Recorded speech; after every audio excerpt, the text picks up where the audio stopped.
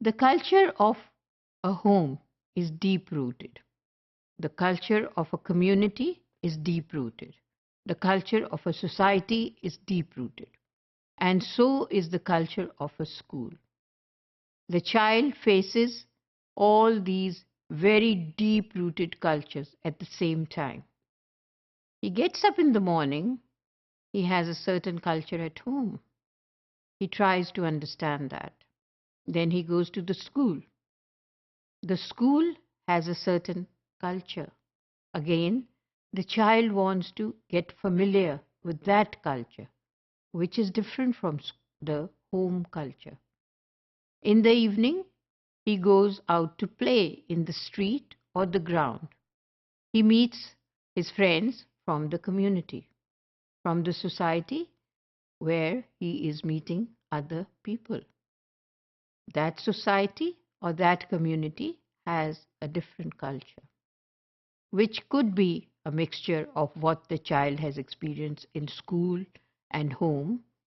And in certain cases, where the child is living in a foreign land or has migrated from one place to another, would be probably facing a totally different culture than home. So it is a very difficult task for the child to become familiar with all the three different cultures. The child needs to settle in a new environment. The priority of the child is to have familiar things around him. We talk of buying toys for our children because we want them to be familiar with those toys and then feel that they are their toys. They own those toys.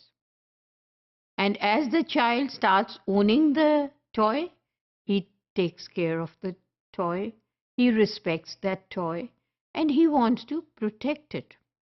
Similarly, the culture the child looks around, he wants it to be familiar.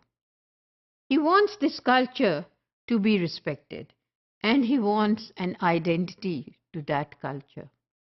And he wants to be associated to that identity. It's a difficult task, isn't it? Who is going to make it easy? All three: the community members, the school staff, and the very important teacher, because that is the maximum interaction that is going to take place between the child and the teacher. So the teacher has more responsibility. I don't want to suggest that the teacher has to do everything. Of course, the community has its own responsibilities. The school staff has its own responsibility.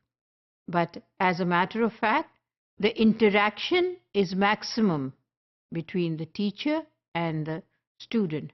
So the teacher can give an opportunity to the student to discuss about the issues he faces when he wants to respect all the three cultures of the home, of the school, and of the community. He wants to be familiar with all three cultures. He wants to own all the three cultures. He wants that he should be associated to each one of it.